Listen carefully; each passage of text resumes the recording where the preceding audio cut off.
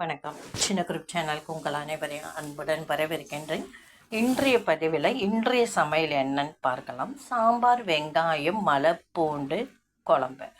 அடுத்து சிகப்பு காராமணி பொரியல். அது ஒரு மாதிரி கிரேவி பதம் தான். தண்டங்கீரை பொரியல். தண்டங்கீரை உடம்புக்கு ரொம்பவே நல்லது. நீர் சத்து அதில் அதிகமாக இருக்கும்.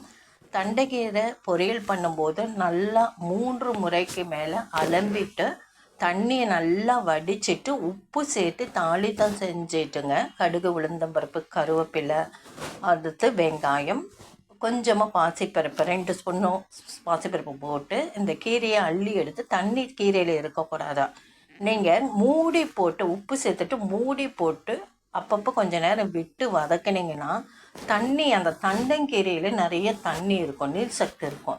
அதுலேயே அந்த கீரை வதங்கணும். தண்ணி சேர்த்திங்கன்னா கீரை விழுவிழுன்னு ஆகிடும். அடுத்து கருவேப்பிலை, கொத்தமல்லி, புதினா போட்டு துவையல். அது நைட்டுக்கு தோசைக்கு கூட வச்சுக்கலாம்.